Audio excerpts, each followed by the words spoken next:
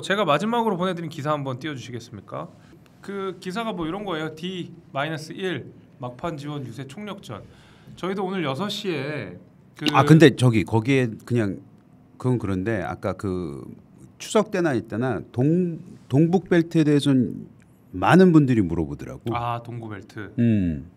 거기에 저도 엄청 많이 얘기하고. 거기에 대해서는 굉장히 뭐 좋게 봐주시고 젊은 사람들이 그 국민의힘에서 네. 힘을 모아서 이제 험지에 출마하고 또 지역에 연고 있는 분들이 나와서 맞아요. 이렇게 민주당을 이제 뭐 구도를 잘 만들어서 나온 것 같다. 예. 열심히 해봐라. 뭐 이런 말씀들을 많이 해주고 평소에 그런 말씀을 안 해주신 분들도 그런 말씀을 해주시길래 약간 기분은 좋았다. 이 정도? 제 주변에서도 이거 관련된 얘기를 다 하셨고 거의 모든 만나는 민주당 방송 패널 분들 그 다음에 기자분들이 다 이 내용을 알고 계시더라고요. 뭐 대통령실에서도 연락 좀 온다면서요. 네. 전화 많이 옵니다. 주로 어떤 내용이에요? 전화 요즘에 추석 내내 가장 많이 나간 기사가 대통령실 누구 나가냐 이거였는데 한 20몇 명 명단이 한번 발표가 됐어요. 맞아. 근데 그 명단이 나가고 나니까 언론 취재로 나간 명단인데 대통령실에서 직접 낸 건 아니고 명단이 나가고 나니까 너무 다 양지 찾아가는 거 아니냐 이런 그렇지. 얘기들이 많았는데 제가 확인해 보니 대통령실에서 지금 현재 출마가 거론되는 분들 이분들이 어느 지역에다 거론되는 것들은 다 본인의 그냥 연고지지 출마지는 아니다. 그래서 지금 우리 동북벨트에도 대통령실에서 어마무시한 분이 내려올 수 있습니다. 아 그래요? 네. 어마무시한 분이 내려올 수 있고요. 난 네가 제일 어마무시한 사람인 줄 알았는데. 저는 약간 화이트라면 약간 좀 이제 저 마이크. 네. 마이크 잘 들리시나요 이제? 네. 대통령실에서 또 어마무시한 분이 동북벨트에 강한 연고성을 가지고 올 분이 있습니다. 네. 우리가 그렇게 소문으로만 들었던 공직기강 비서관실에 아주 정치적 트레이닝을 잘 밟고 그리고 거기에 우리 당에서도 많이 활동하셨던 분이 있어요. 단독 아니에요 이 정도면? 그래서 지금 까도 돼? 이름은 말하지 않겠습니다. 오케이. 제가 오면서 좀 전에 통화하고 와서 화이팅 외쳐드렸는데요. 우리 동북벨트가 더 견고해지지 않을까 하는. 그럼 이쪽이란 소리네. 그렇죠. 우리 지금 이거 촬영하는 스튜디오가 어느 동네죠? 우리 시청자분들 모르실 수도 있어요. 성수동. 네, 여기 성수동입니다. 네, 성수동인데 여기서 강한 연고성을 가지고 대통령실에서 아주 중책을 맡고 있던 젊은 행정관 한 분 힌트를 하나 드리자면 변호사입니다. 말 안 한다고 다 해주네. 변호사입니다. 그래서 그렇게 되면 특정. 더 견고해지지 않을까 하는 게 있고 또 이분이 뿐만이 아니에요. 제가 오늘 3명한테 전화를 받았는데 이제 마지막 최종 마음의 결심 중이다. 오케이. 한 두어 분이 더 있습니다. 오케이. 우리 동북벨트에만. 오케이. 그래요? 네, 더 있습니다. 근데 정말로 캐릭터들도 다 다르고 그런데 정치적 트레이닝이나 이런 부분은 확실하고 지역 연고 있고. 네, 지역 연구 확실하고 오케이. 이런 분들입니다. 그리고 좋네요. 상대가 다 8.6 운동권. 오케이.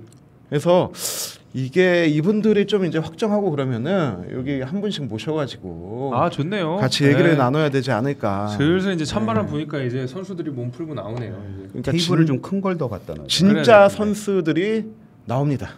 재밌겠다. 제가 이렇게 진짜 선수들이 이렇게 쭈루룩 나올 수 있었던 거는 제가 첫 번째로 나왔기 때문에 네, 그렇습니다. 좋습니다. 우리 아무튼 추석 기간에도 늘 뜨거웠던 우리 동부 라인 여기에 대한 이야기를 저희가 좀 드렸고요. 저 기사 한번 다시 띄워주십시오. 이제 강서구청장 선거가 하루 앞으로 다가왔어요. 내일이 본 투표일입니다. 사전 투표가 22%가 넘었더라고요. 그러니까 역대 지방선거에서 가장 높은 득표율이 그러니까 사전 투표율이 한 20% 정도 되더라고요. 그게 바로 작년에 있었던 민선 8기 지방선거였었고요. 그다음에 재보궐선거에서 보궐선거에서 가장 높았던 투표율은 2021년 4.7 재보궐선거 오세훈 시장이 당선됐던 그때가 또한 20%가 되더라고요. 근데 이번에 그걸 다 훌쩍 넘었어요. 22%까지 올라가가지고 이거에 대한 해석들이 난무하고 있는 것 같아요. 뭐 국민의힘이 유리하다, 더불어민주당이 유리하다라는 이야기 하고 있는데 FBI 썰 님께서 여쭤보셨는데 사전투표 22% 플러스 본투표 몇 퍼센트 정도 나오나 유리할까요? 라고 이야기하는데 모르겠어요. 왜냐면 그 전까지만 해도 사전투표가 높다고 하면 그 민주당에게 유리하다고 했었잖아요. 기본적으로 젊은 세대가 본투표일에 투표 안 하고 사전투표 때 투표해놓고 나서 본투표일 때는 놀러 간다.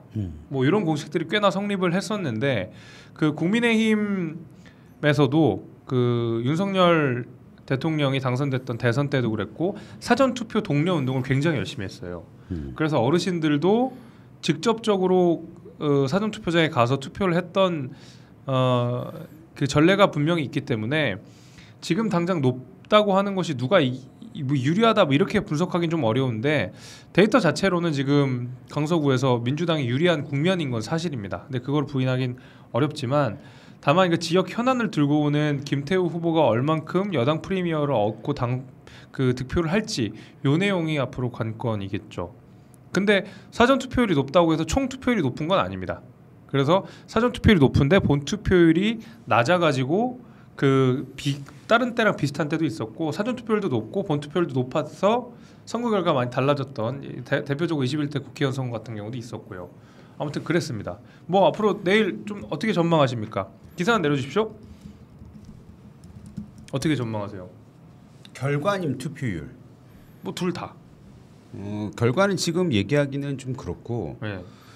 투표율 같은 경우에는 아까 김재섭 위원장이 얘기했듯이 뭐 사전 투표는 항상 민주당한테 유리하다. 그거는 역대 선거 정보를 늘 보면은 그렇죠. 늘 그랬기 때문에 그거를 우리가 뭐 아닐 거다라고 주장하는 거는 좀 그런데 그럼에도 불구하고 내일 투표율만 따지자 보면은 투표율이 그렇게 높을 것 같지는 않다. 본투표는 오히려 본투표. 네. 그럴 수도 있다라는 생각이 드는 게 보니까 금요일보단 토요일이 아무래도 좀 높았더라고. 토요일이 아무래도 쉬는 날이니까 네. 내일은 또 쉬는 날은 아니잖아. 네. 사실 그래서 만에 하나 토요일만큼 나오면 30% 조금 넘어가는 투표율이 되지 않을까. 그리고 혹여라도 그래도 본투표 날 많이 나와 주신다면 뭐 40%까지도 가능할 수도 있겠다. 35에서 45, 네. 뭐 요 정도일 것 같은데 어느 수준이 우리한테 유리하느냐 아니냐 이거는 그래서 내가 선거 여러 번 치러봤지만 항상 선거라는 건 소위 말해서 우리가 뚜껑을 열어봐야 된다는 그렇지. 얘기를 하잖아. 그래서 좀 선거 끝나고 나서 획기적으로 봐야 되는 부분이 없지 않아 있는데 나는 투표율은 그 정도로 되지 않을까라는 생각은 좀 하고 있습니다. 그러니까 윈터님께서 저희 가족 내일 본투표합니다. 강서구에 계신 주문인가 봐요. 적극 응원 부탁드립니다. 가족분들 모두 가서 기호 2번 찍어주시면 대단히 감사하겠습니다. 네. 그리고 슈퍼챗을 보내주셨는데 성주정님께서 국민의힘을 지지하고 있으심에도 불구하고 지금 약간 국민의힘이 걱정이 좀 된다고 해요. 그래서 세 분 모두 응원하지만 국민의힘 문제점 해결 방안 모두 이야기해 주세요. 저 방법이 승관이 형 어떻게 생각하세요? 우선 강서 선거 먼저 좀 얘기하자면 네. 우리 셋도 같이 이제 강서구 가서 따릉이 선거 유세하고 오뎅도 먹고 네, 오뎅도 먹고 여러 가지 활동하고 많이 최선을 다해서 함께 뛰고 왔습니다. 맞아요. 그런데 이제 강서 주민들을 보면은 민주당은 처음에 이런 얘기했어요. 마곡지구가 신도시다. 그래서 젊은 층이 많이 산다. 네. 그래서 우리한테 유리할 것이다 생각했는데 제가 몇 번 가보니까 그렇지가 않은 게 있어요. 왜냐하면 그 강서구에 30대 인구가 20%로 서울에서 두 번째로 많고 40대 그래요? 인구가 한 17% 정도가 돼요. 근데 지금 강서에 그 정착한 그 젊은 세대들은 네. 다른 이 원룸에 살거나 이렇게 하면서 다른 곳으로 이사 가기 위해서 거쳐가는 곳으로 사는 곳이 아니고 네. 여기에 대기업을 기반으로 정착한 사람들이라 여기서 내 집을 갖고 결혼을 하고 그리고 자녀를 키울 생각으로 오랫동안 살 사람들이 많아요. 그러니까 안정적인 발전을 굉장히 추구하는 그런 분들이 많다라고 생각해요. 그래서 강서구청장의 역할이 지금 타이밍에 굉장히 중요한데 근데 만약에 여기서 민주당은 계속해서 정권 심판 프레임으로 가면서 뭐 이게 이재명과 윤석열의 싸움이다 하고 있는데 우리 당과 우리 김태우 후보는 강서 발전을 얘기하고 있어요. 근데 만약에 여러분 생각해 보십시오. 지금 강서의 국회의원 3명 다 민주당이에요. 그렇죠. 누군지 아시죠? 강선우, 한정혜, 진성준. 예, 전부 다 다음번 공천받기 위해서 이재명에게 진짜 친명이다라고 붙어 있으려고 하는 사람들인데 이런 사람들이 모여서 3+1에서 구청장까지 민주당이라면은 이 네 명이 모여서 무슨 얘기할까요? 이재명 수호 하겠네요. 그죠? 이재명 수호, 윤석열 욕, 오세훈 욕밖에 안 하는 사람들이에요. 그렇게 되겠네. 예. 그러니까 이들이 모였을 때의 강서의 미래는 암울합니다. 그러니까 적어도 누군가는 이 4인방 중에 한 명, 적어도 구청장이라도 서울시장을 만나고 대통령실 찾아가고 장관들과 소통될 수 있는 사람이 있어야 되는데 진교훈 지금 정치 시작한 지 며칠 됐죠? 뭐 며칠 안 됐죠. 입당 동시에 공천 받았어요. 네, 그러니까 입당한 그날부터 지금까지 불과 한두 달도 안 되는 시간 이게 정치 경력의 전부일 뿐이에요. 아하. 우리 김태우 후보 지난 총선에도 출마했었고 그 대선에도 적극적으로 참여했었고 그리고 이제 구청장으로 2년 동안 있으면서 건폐장 이런 문제 해결하는 거 보시지 않았습니까? 저는 그래서 강서 구민들 특히 거기에 계신 3040 이제 젊은 분들 이런 분들이 강서의 미래를 생각해서 정말 현명한 선택을 해주실 거다라는 기대를 가지고 있고 그런 기대감이 여기 투표율에 반영된 게 아닌가. 그리고 또 이재명 대표가 또 강서 찾았잖아요. 저는 이게 원래 지난 토요일에 가기로 했다가 취소했잖아요. 자연스럽게 기사 좀 띄워주세요. 바로 그 내용이 나옵니다. 첫 번째 기사 띄워주세요. 지난 토요일에 가기로 했다가 아닙니다. 이거 맞네. 네, 취소를 했는데 저는 그거를 왜 취소했나 생각해봤는데 둘 중 하나예요. 가시면 이거 어차피 이긴 선거입니다. 안 가도 됩니다. 두 번째 지금 가는 게 더 득이 되지 않습니다. 근데 이게 어차피 이긴 선거다 하면은 생색내려라도 왔을 거고. 그렇죠. 예, 그런데 맞아. 이거 가는 게 도움되지 않는다라고 판단을 하지 않았나. 그럼에도 불구하고 어제 왔던 거는 이제 본인의 건재함을 과시하고 다시 한번 이제 내가 당 장악하겠다라고 하는 메시지 차원에서 간 거고 지금 이게 이겼을 때 자기가 이제 숟가락 얹으려고 간 것 같은데요. 저는 이게 그렇게 긍정적으로 역할을 할 거라 생각하지 않습니다. 근데 저는 저 한번 읽어볼게요. 조금만 기사네요. 여기까지만 내려주세요. 이재명 대표가 뭐라 그랬냐면 국민을 주권자로 존중하지 않고 지배 대상으로 없인 여기면 어떤 일이 벌어지는지 여러분이 행동으로 증명해 달라. 뭔 소리야? 아니 저 말이 사실 지금 구청장 선거에 필요한 말인지에 대해서 나는 첫 번째로 좀 부적절하다고 생각을 해요. 왜냐하면 뭐 예를 들어 이게 국회의원 선거다, 뭐 대선이다. 그러면 뭐 저런 말을 캐치프레이즈를 가지고 나올 만해. 그렇죠. 근데 지금 우리 서울을 보면은 특히 강서 같은 경우에 물론 마곡 지역이 들어와 가지고 뭐 여러 가지 시설도 들어가고 인프라도 지금 구축이 되어가고 있긴 하지만 그럼에도 불구하고 25개 구 중에서 가장 소외되고 가장 낙후되어 있는 지역 중에 하나가 또 강서란 말이에요. 우리 지난주에 가서 봤잖아. 그런데 그러면 지자체장은 완벽하게 그 지역을 발전시킬 수 있고 주민을 위한 정책을 펼칠 수 있는 사람이 가야 되는데 그거는 정치적인 이슈와는 상관없이 과연 어떤 사람이 그 일을 수행해낼 수 있겠느냐.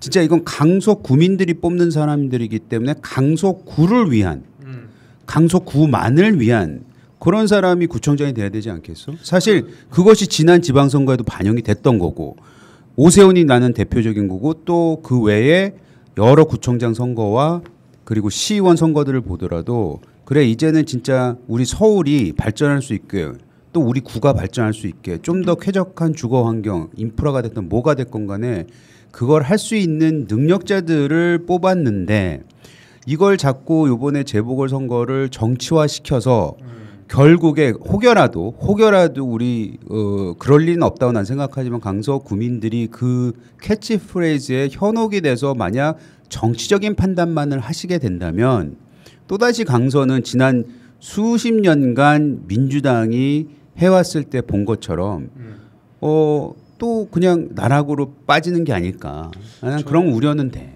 저는 있잖아요. 그 이재명 대표가 저렇게 무슨 정권 심판로 무슨 대통령 선거 때나 하는 이야기를 꺼낸 이유를 알아요.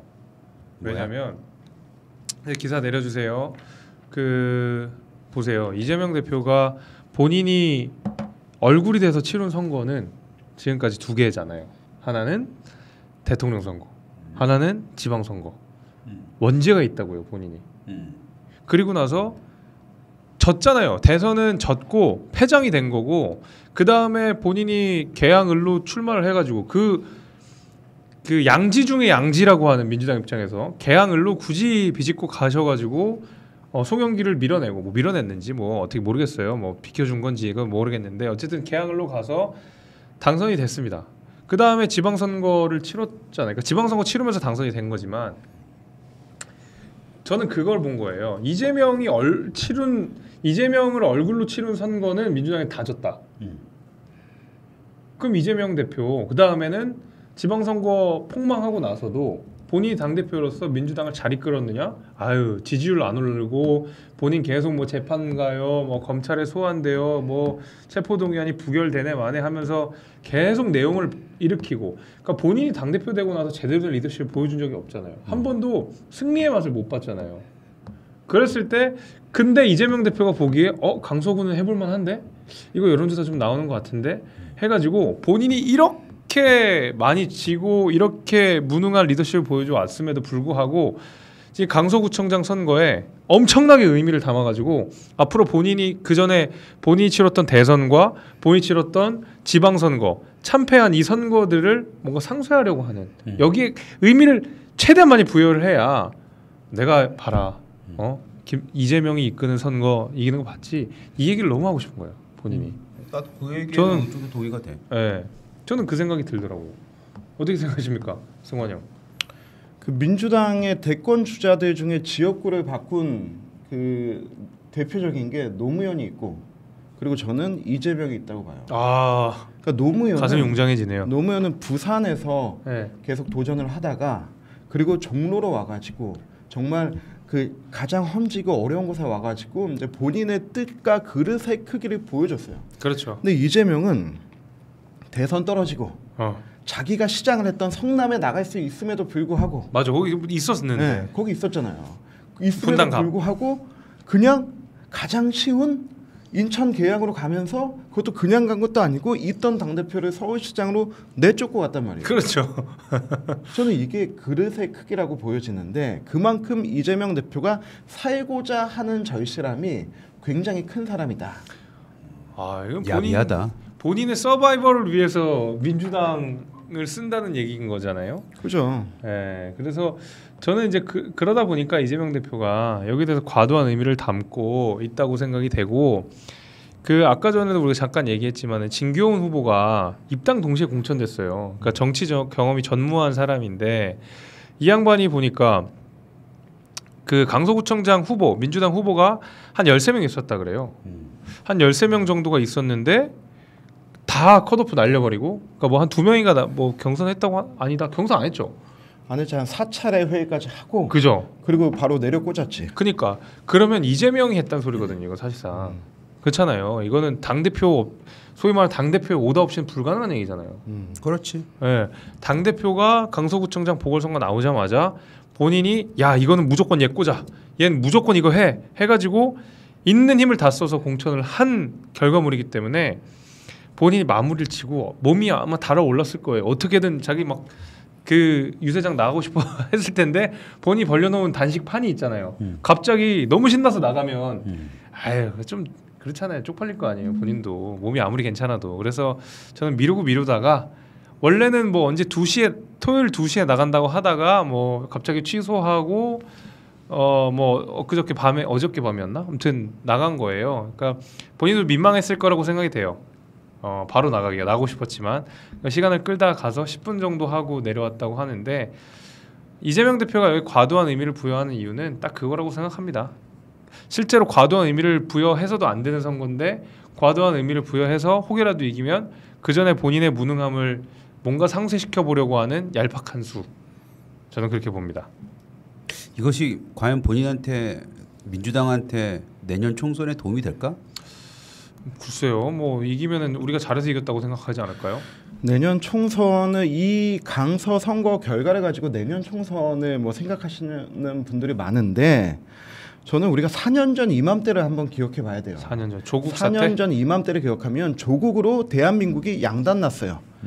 양단 나서 서초와 광화문으로 나뉘고 문재인 지지율 막 계속 떨어지고 뭐 국민의 그 뭐 과반 이상이 조국 임명을 반대하고 그런 상황이었어요. 근데 이렇게 하면서 아, 이 정권이 본인의 본색 막장을 보여주는구나.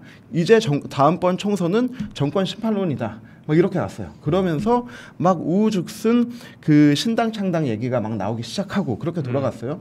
그러고 있다가 연말에 이제 선거법 개정되고 위성정당 되면서 확실히 야, 심판론으로 간다 하면서 분위기가 고무됐어요. 그러다가 1월 달에 딱 설 지나고 나니까 코로나 터지고 나니까 그렇죠. 야, 이 정권 끝났다. 분명히 심판받을 거다. 마스크 대란 나고. 네, 막 사람들 줄 서 있고 그러다가 갑자기 K-방역 홍보를 막 하기 시작하고 맞아, 해외에서. 그리고 중국하고 일본하고 미국에서 코로나로 더 많이 죽어나가기 시작하고 유럽에서 그리고 3월 달부터 2월 달부터 점점 이렇게 재난지원금 현금으로 준다 말이 나오기 시작하더니 4월 달에 딱 선거 직전에 재난지원금 줬어요. 결국은 민주당은 역대 최대의 성공 180석을 얻게 된 거죠. 4월 직전까지 4월 직전에 준 게 아니고 4월 직전까지 주는 쪽으로 계속 몰고 갔지. 네. 그러니까 선거를 제대로 그쪽에서 사실은 전략을 쓴 게 김경수가 그걸 띄우고 당시 처음에 문재인 정부는 그거를 반대하는 입장을 취하다가 선거에 다가가면 다가갈수록 정부가 그러면 재난지원금을 주는 것을 확대하는 맞아. 그 측으로 가다가 사람들로 하여금 기대 심리를 높인 거지. 맞아. 그래 놓고 선거 딱 끝나자마자 재난지원금을 다 싹 준 거야. 쐈지. 싹 시원하게 쏜 거야. 쐈지 그때. 그래서 하여튼 맞아. 포인트는 뭐냐면 코로나로 인해서 막 몰고 가서 불과 2월에서 3월까지 당시 문재인의 그 지지율이 거의 한 15%에서 17%가 뛰어. 30대 초반에서 40대 중후반으로. 그래서 우리가 그 실패한 경험이 있기 때문에 그러니까 이 얘기를 왜 드리냐면 선거 전 6개월은 굉장히 긴 시간이다. 그럼 의미 없다. 네, 긴 시간이다. 맞아. 그러니까 우리가 작년 지난 4년 전에 코로나 터지고 그 초반에 마스크 대란 일어날 때만 하더라도 그때 온갖 창당이 일어나고 온갖 사람들이 우리 당 공천받으려고 애쓰고 난리도 아니었단 말이에요. 맞아요, 맞아요. 당연히 우리가 이기는 거라고 생각하고 이거 총선으로 심판한다라고 했는데 결과는 참패였죠. 마지막 그 한두 달의 그것 때문에. 근데 지금 이 강서구청장 선거는 서울의 25개 구 중 하나이고 서울의 49개 국회의원 선거 지역구 중 3개일 뿐이에요. 이거 가지고 판단하기는 어렵다. 그럼에도 불구하고 우리는 최선을 다한다. 그리고 그 한 가지 제가 그 얘기에 덧붙여서 더 해볼게요. 그 2020년에 국회의원 선거 6개월 전에 우리가 당시 분위기를 형님들이 말씀을 해주셨는데 제가 요새 생각해보면 되게 새삼스러운 일이 그래서 2020년 총선에서 국민의힘이 완전 개 작살이 났었잖아요. 그 서울 49개 선거구 중에서 8개를 빼고 41개가 졌어요. 맞아. 당시 미래통합당이 8개 지역구밖에 못 이겼거든요. 근데 불과 딱 1년 만에 치렀던 4.7 재보궐선거에서 서울에 있는 495개 동 중에 5개 빼고 490개를 국민의힘이 이겼어요. 맞아. 그러니까 수도권의 풍향이라고 하는 것이 수도권의 분위기라고 하는 것이 6개월 만에 이렇게 바뀌고 1년 만에 이렇게 바뀌어요. 그러니까 그 우리가 여론조사상 불리한 거 사실입니다. 지금 뭐 그걸 부인할 수는 없어요. 여론조사가 거듭적으로 나온 것들이 그렇기 때문에 우리가 무조건 낙관하기는 어렵지만은 지금 상황에서 지금 6개월 그러니까 총선 6개월 전을 앞둔 지금 강서구청장 재보궐선거를 통해서 6개월 뒤에 총선을 예측한다는 것은 아무런 의미가 없는 내용입니다. 맞아. 네. 우리가 내일 이겨도 그걸 때문에 우리가 내년에 총선에 이긴다고 생각할 수 없을 그렇죠. 정도로 내일 총선이 그러니까 내일 재보궐선거의 결과는 그냥 내일 재보궐선거의 결과일 뿐 지금 6개월 앞으로 다가온 총선의 바로미터로 그거를 바라보기에는 너무 이르고 또 아까 우리 승환이가 얘기했듯이 그것이 무슨 뭐 그렇게 큰 의무를 우리가 꼭 굳이 부여해야 될 필요도 없다고 저는 생각합니다. 근데 지금 이 말씀을 왜 드리냐면은 이렇게 얘기하면은 니네 질 것 같아서 미리 쉴드치는 거냐 이게 아니고 민주당이 계속해서 이번 강서구청장 재보궐선거가 마치 총선인 양 민주당과 이재명 대표가 얘기하고 있어서 이런 부분은 좀 경각심 가져야 된다라는 생각으로 말씀드렸습니다. 근데 저는 그래 차라리 그냥 그렇게 갔으면 좋겠어요. 만약에 이긴다 그 민주당이 이긴다고 하더라도 그게 이제 민주당 안에서 골마 터져 가는데 우리가 지금 잘하고 있어라는 착각을 하게 될 거거든요.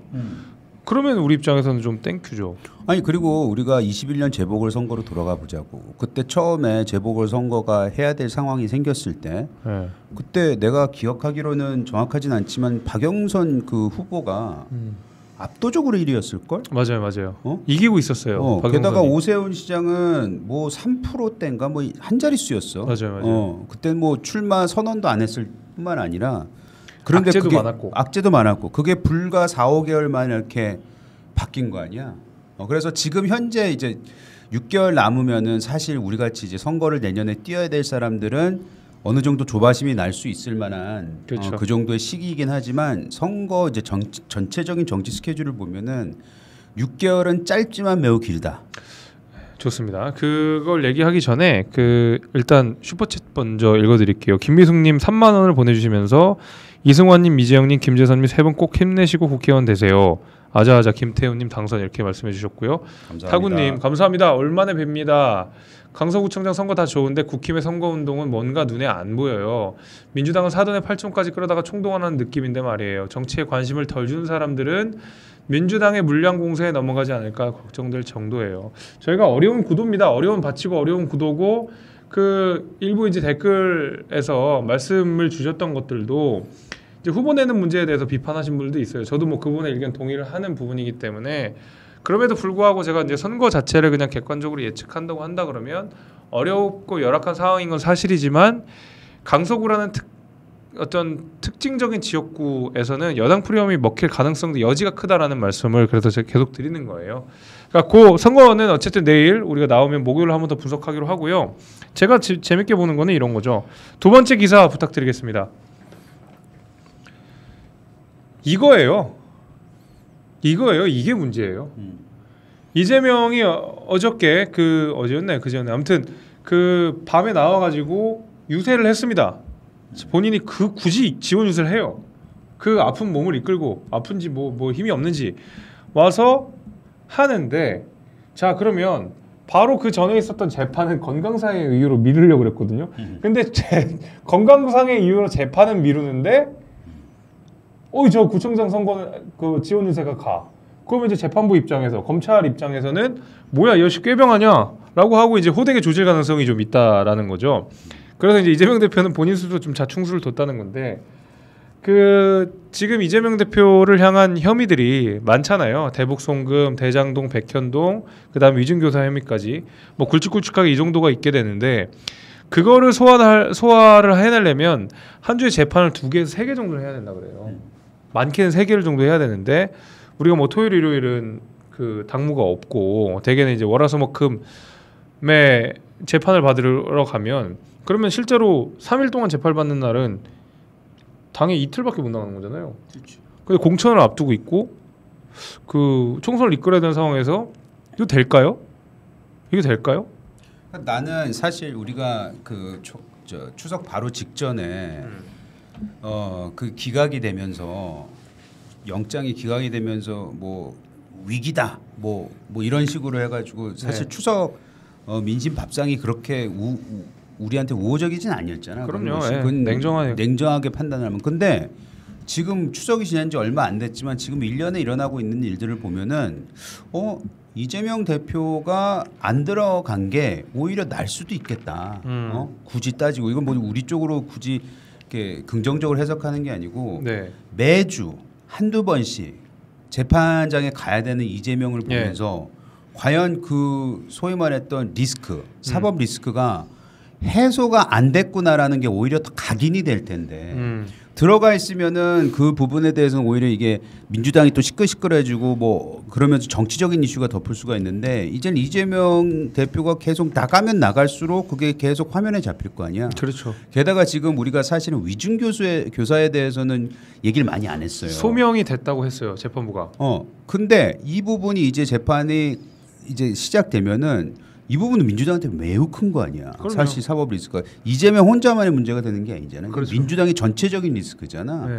그렇기 때문에 그리고 이거는 내가 듣기로는 이게 판결이 나는 것보다는 좀 더 빨리 나올 거라고 예측을 하고 있던데 그런 리스크가 계속 앞으로 눈앞에 보이는 것이 오히려 더 민주당한테는 악재가 아닐까 뭐 이런 생각도 들더라고.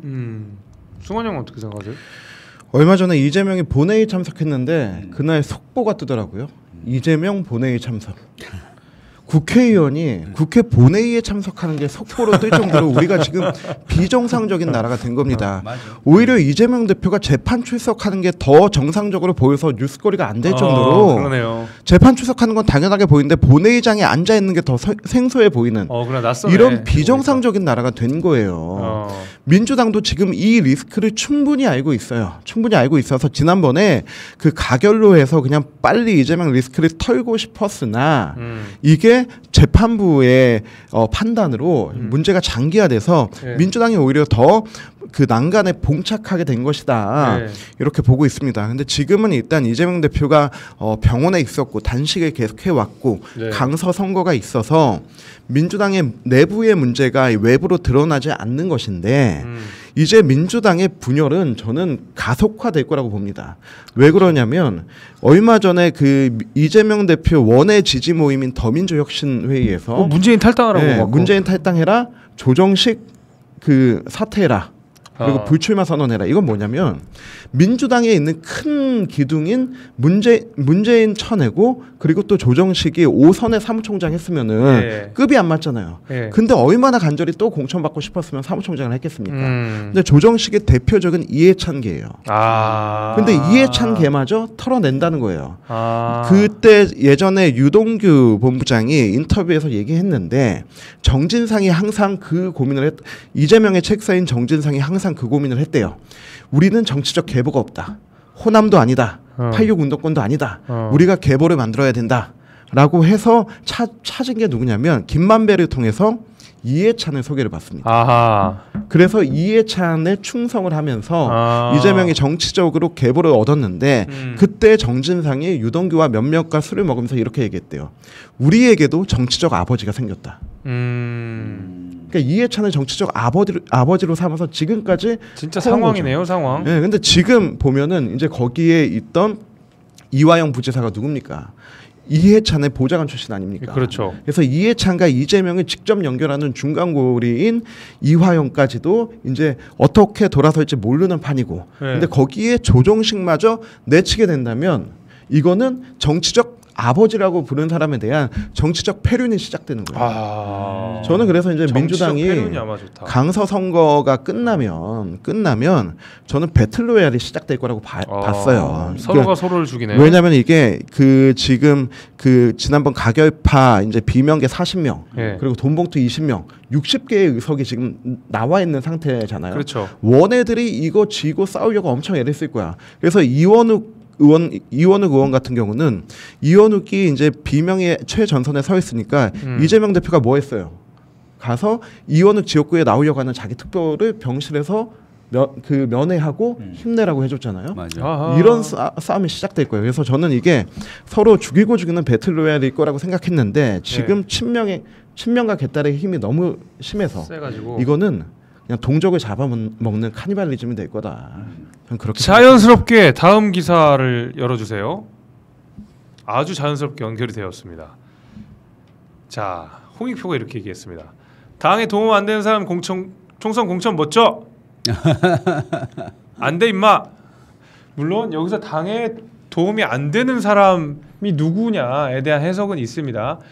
근데 이제 홍익표 의원의 이야기를 해석하기를 저 당에 도움이 안 되는 사람이라고 하면 가결파, 비명 이런 사람들을 이야기한다라는 분석들이 많아요. 물론 저는 당에 도움이 안 되는 사람은 이재명이라고 생각하지만 개인적으로는 이재명한테 공천을 안 줄 수 없으니까 이재명한테는 공천을 주고 이 가결파들을 색출해서 잘라내겠다라는 거거든요. 그러니까 아까 전에 승환이 형이 이원욱 지역구에서 활동하는 친명계 인사의 손을 꽉 잡아줬다는 그 얘기가 저는 굉장히 와닿았는데 요 다음 기사가 제가 좀 의미심장했어요. 다음 기사 좀 띄워주세요. 조금 내려주세요. 사진 얼굴 좀 보겠습니다. 예, 제목이 이겁니다. 그 이재명 복귀에 친명 사단 활동 박차 가한다. 비명과 전면전 가나? 이렇게 되어 있습니다. 자, 보게 되면은 뭐 오른쪽 끝에 근태기 형, 저랑 정치인사에서도 매일 그 매주 합을 주고받는 저 현근택 변호사가 대표적인 친명계 인사예요. 대표적인 친명계 인사인데 저분이 노리는 지역구가 어디냐? 성남 중원입니다. 거기 누구가 있느냐? 윤영찬 의원이 있습니다. 대표적인 수박이죠. 당도가 한 4도 정도 되는 수박입니다.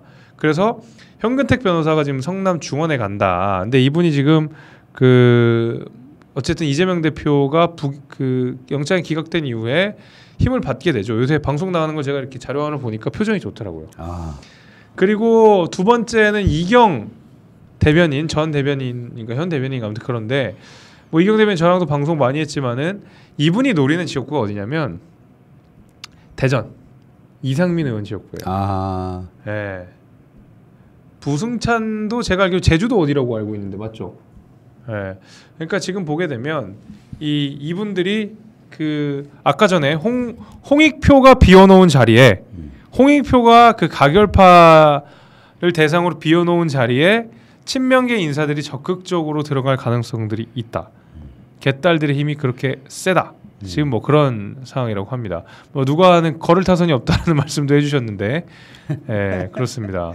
나는 오늘 정청래가 자기가 뭐 징계만 한 적 없다, 뭐 이런 얘기를 했잖아. 네. 그러면서 왜 처음에 그 저기 국회에서 그 가결이 된 다음에 정청래가 이래저래 해가지고 뭐 가결표들 다 색출해가지고 뭐 네. 도려내겠다, 뭐 고름 얘기했고 뭐 외상값 얘기했고 그랬는데 오늘 돌연 징계만 한 적 없다 이렇게 얘기하는 걸 보면서 진짜 이 친명계를 말려 죽이려는 작정을 쓰나 보다. 비명계를. 네.